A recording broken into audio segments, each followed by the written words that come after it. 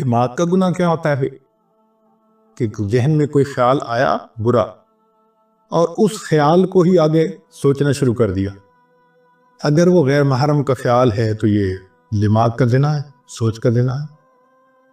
اور اس میں نوجوان بچے اور بچیاں زیادہ ملوث ہوتے ہیں. شاید وہ اس کو گناہ ہی نہیں سمجھتے کیونکہ وہ سمجھتے ہیں دوسرا تو کوئی پاس ہے نہیں. اس کو فینٹیسی کہتے ہیں. فینٹیسیز کے گناہ سے دماغ پر ڈائریکٹ ظلمت آتی ہے.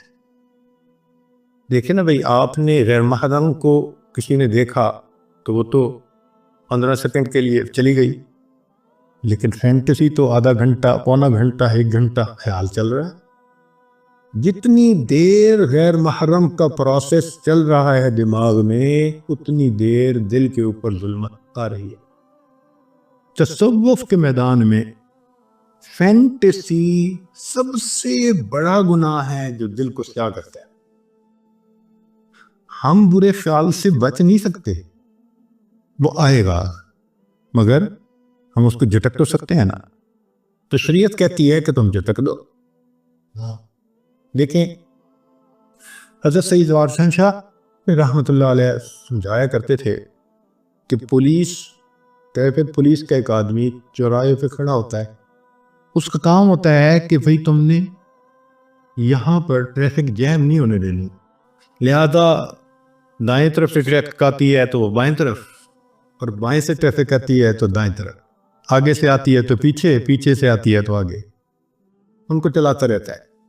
جب تک ٹریفک اپنی اپنی طرف چلتی رہے گی وہ ایک کامیاب ٹریفک کنٹرولر سمجھا جائے گا. اس کو انعام بھی ملے گا، تنخواہ بھی ملے گی، اس کو اپریسیشن کے لیٹر بھی ملے گے. اور وہی بندہ اگر چوراہے پہ کھڑا ہو اور جو گاڑی آ کے چوراہے میں رک جائے اس کو پوچھے ہی نہ تو کیا ہوگا؟ ٹریفک جام ہو جائے گی، تو اس کی ڈیوٹی بدلتی جائے گی، ہو سکتا ہے اس کو نوکری سے نکال دیا جائے. تو دماغ بھی چوراہے کی مانند ہے، اس میں نیک خیال بھی آتے ہیں، برے بھی آتے ہیں.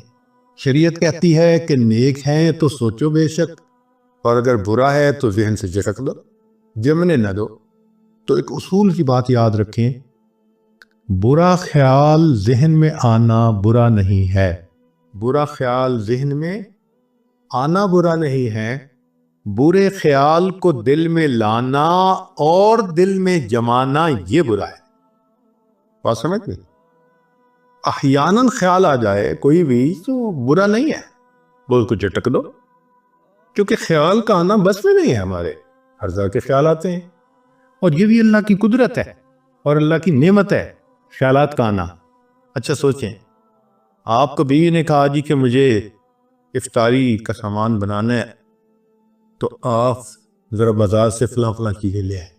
آپ گھر سے نکلے، راستے میں ایک بہت اسکول کے زمانے کا دوست مل گیا، 15-20 سال کے بعد ملاقات ہوئی، بڑا اچھا لگا، آپ اس سے حال احوال پوچھنے لگے، بات چیت کرنے لگے. مگر جب آپ اس سے بات کر رہے ہیں تو آپ کے ذہن میں بار بار خیال آ رہا ہے مجھے چیزیں پہنچانی ہے، چیزیں پہنچانی ہے.